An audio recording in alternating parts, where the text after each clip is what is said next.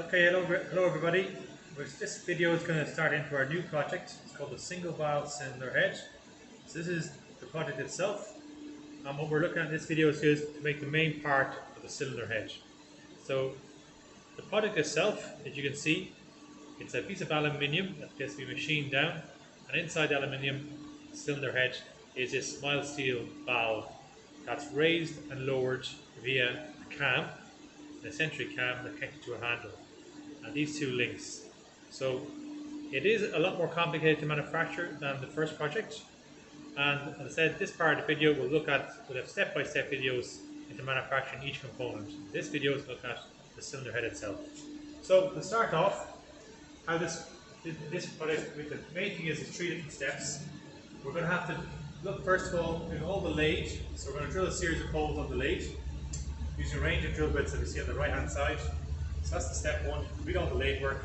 Moving on to step 2, where we machine down the top part, remove 5mm off the top and drill a hole inside on the mill machine. And finally then, we're going to do some making an M5 thread out on the bench. So to do that, you've got a list of tools in the store. Go to the store, you need to get a center drill size 3 or 4, a 9.7 drill bit or a 9.5, and that hole's been drilled straight through the part, followed by a diameter 16 hole 23mm deep and a 20mm hole 2mm deep. Finally then, we're going to ream that 9.7 hole with a diameter 10 8/7 reamer, and then we're going to machine the part to its final size, which is 40mm diameter by 45mm, and apply a chamfer on the both ends at 1mm by 45 degrees. So in your booklets, your notes, you see the main diagram itself, and this is the single valve cylinder head. This is the cylinder head itself, and also on the opposite page here we see a more detailed drawing to that part. So the things to look out for, I suppose, is the depth of the hole we're drilling at. So we're looking at that project. It's a diameter 16 hole, 23 deep here. So the 23 deep on this side. The diameter 20 is going to be 2mm deep over here, and then the 9.7 or the 10 hole, which is a 8/7, is drilled straight through the part. So to start off, you'll get your material from the store, and all your project material from the store, and the majority of your cutting tools will come from the store. So you take your piece of aluminium, and as it comes out, you have to remove your saw cuts. So to start off, we're going to position your part into the chuck, and leaving an overhang with your thumb to about 30mm hanging out from it. Tighten it down, then take your turning down tool, and to start off with the turning down tool, you need to set the tool height on center. So position it, set the tool height, pop in your revolving center into your tailstock, check your tool height on center before you start, and if you need to adjust it, you're adjusting it up and down as you open from here, like we did before. So removing it from here, back into machining mode. So we're going to do some facing off of the part, and because it's large in diameter, I'm going to recommend to offset the top side by 15 degrees. So open this bolt here, this at the back, and slide at 15 degrees. Gives you a better clearance angle as you face off the part. I'm going to leave the coolant off as you face off the piece. So the first thing is, we're going to take off about a 0.5mm. Put with the tool, and you're just going to touch off the top surface of the part. Now, zero your Z. So press in your Z, 0 and enter. You now zero your Z, and as I said, we're going to face off across the part. The speed here, I should calculate it out, works out about 1200 RPM. So powering the machine on, leaving the coolant off for video purposes, I'm going to face across the piece. I'm going to adjust in by 0.5mm, and then I'm going to machine across 0.5mm off face the part. The main thing you're checking here is that there's no saw cuts left. You get a good clean surface.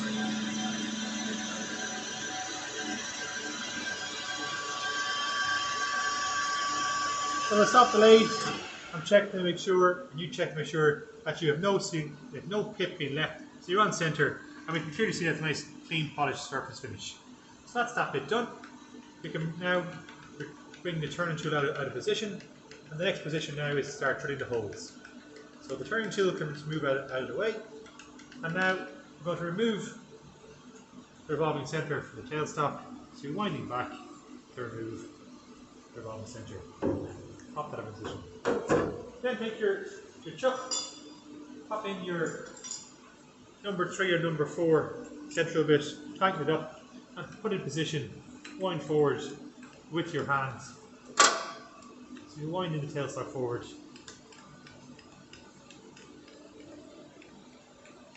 About 50-60 mil with your hand and then slide it in. So pushing forward, we're putting a pilot hole now. So we're locking the tailstock into position. And now you're getting ready to start to do some drilling. So again, I'm going to leave the speed because we're in training mode at 1200. Powering on, and you're drilling forward. So you're drilling into the corner and you create the cone shape. So you're drilling in there, so you've created that cone shape.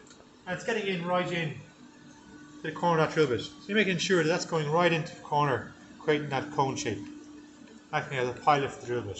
So with that done, I can remove the central back out. So take your chuck key, remove the 9 point, the central drill, and pop in the 9.7 or 9.5 drill bit.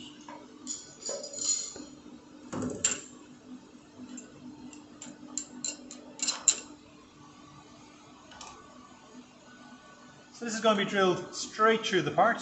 This hole has been drilled straight through the part. So you're positioning up into position. I'm turning my coolant on, turning my valve on, and I'm checking the flow and applying it onto the drill bit and not onto the works so you don't get sprayed with the coolant. So nice, it'll travel down along the flutes of the drill bit. So you're powering on now, and we're going to drill straight in. Again, the speed is 1200. The main thing here is the speed as you're drilling. It's to keep machining and the coolant right away into the hole.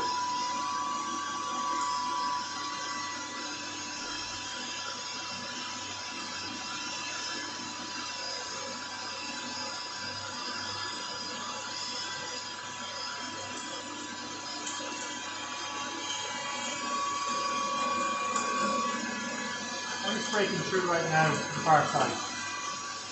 We're going straight through the part. You feel no resistance. You'll know you're through. Don't feel resistance as you're drilling anymore. We're going back out again.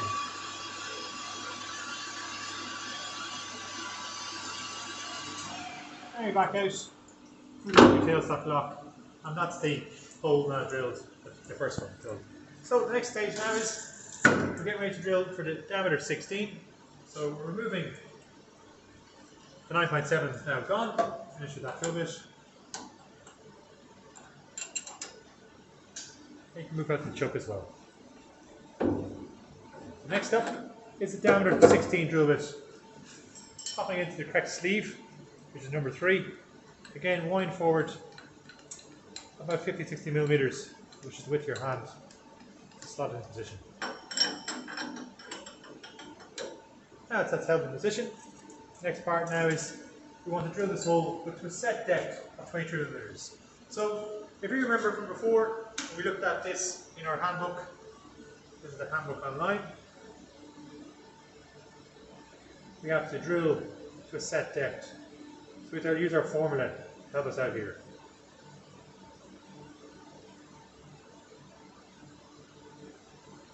So this is typically drilling to a set depth. So the formula for that is the diameter of the drill bit divided by 2, divided by the tan of the angle divided by 2. And the angle of 118 divided by 2 is 59. So when we pop that in back into our whiteboard, it's 16 divided by 2, divided by the tan of the angle 118 divided by 2, which is 8 over the tan of 59, gives us 4.8. So we have to allow the tip of the drill bit means that the tip point from here to here is 4.8 millimeters on a diameter 16 drill bit. So it starts to cut 16 from this corner, which is the shoulder of the drill bit. So we have to drill from the corner, which is here, 23 deep. But we have to take into account the tip of the drill bit as we drill forward. So the trick we used before in the past, by doing this, is to Use a piece of metal plate, like I showed you before.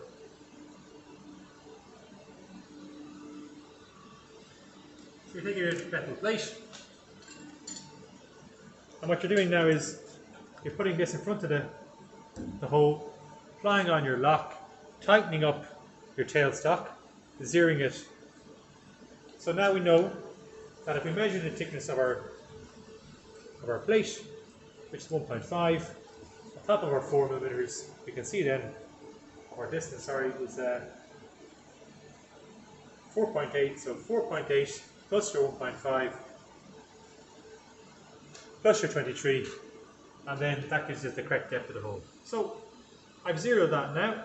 I can then apply I'm at my zero, can take out the thickness of the plate by moving forward the tailstock 1.5mm, which puts the tip of the drill bit right over at the correct edge of the hole. So that's right at the edge of the hole, and then I can re-zero this tailstock into position, removing the backlash. So as I'm in position, and we're locked in position, applying your coolant on, and you're going to reduce your speed down now into the 540 range, because you're coming very slow as you're feeding in, and this is very good for your training. So in position, you're drilling to the depth now, which will be 27.8 in this position. So powering on, every turn of the tailstock gives you 2.5mm.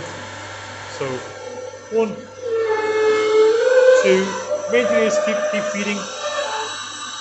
3, 4, 5, 6, 7, 8, 9, 10 is 25, 26, 27 and a half, and 28. So that's the correct depth done. And back out. So the 16 drill bit done now. So then you can remove that, and you get ready now to drill the diameter 20.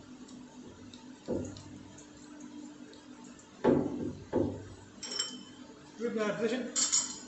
Using the diameter 20. It's not 59 degrees, it's been ground at a 22-degree angle, so it's a lot less. So applying that into our formula this time around gives us distance there of 4mm. So it's 20 divided by 2, divided by the tan of 68, gives us 4.04. So 2mm deep, taking into account the tip of the drill bit, from here it'll be 6.08. It's getting right in position. So apply it forward again.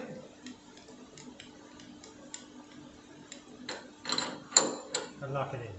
So take your plate, put it back in front again, so you can get zeroed up properly to the plate. Zero your tailstock. Now,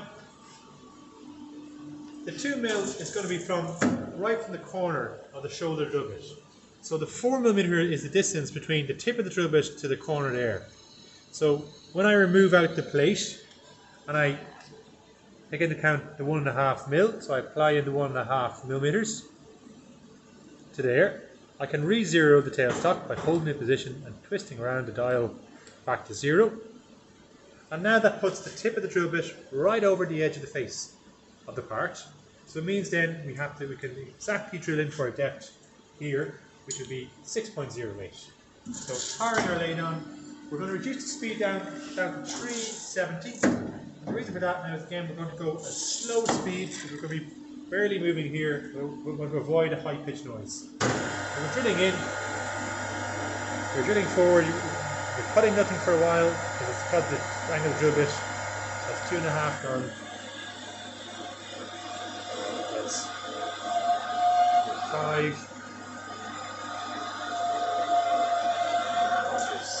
6, 1, 2, 7. That's the correct angle created. Now, with that then you create a 2mm deep hole. It's quite shallow. 2mm depth hole, a diameter 20, 2mm deep hole with a 22-degree angle. So that's all the major drilling done. The best thing to remember now is to finish off and get the correct reamer out, diameter 10, to ream the back section of the hole for your valve to fit. So back to the store again. get your diameter 10 reamer.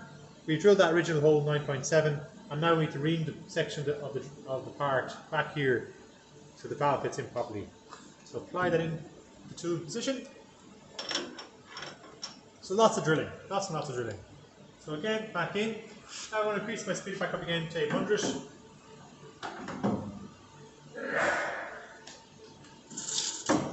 Our coolant on in position. And push forward, ready to drill. So we're going to drill straight through the part, feeding in, apply your lock on, and you're drilling straight in through the part. And you're reaming, there's only 0.03 millimeter come off. So just from straight, feeding in fast, and we're back out again. Okay, that's your part. That's it now reamed. And then that's all the drilling done for the first stage of the project. So pause there for a sec. Sure. So the next thing now is we've all the holes drilled, center drilled, 9.7 through the part, diameter 16 by 20 feet deep, diameter 20, 2 millimeters deep, diameter 10 H7 reamer, then give it the correct machine size. And now we're moving on to get the finished part down to the correct length. So look at that down here. The finished length then of that part is 45 millimeters long. So it's a 45 millimeters in total over here. And then we apply a 1 mil chamfer onto both ends of the part. So with that, there's your part. What you're going to start to do is machine the far side. Popping the part back in again, and you start machining the far side now. So you're going to face it off first of all. Face off the piece. Starting off.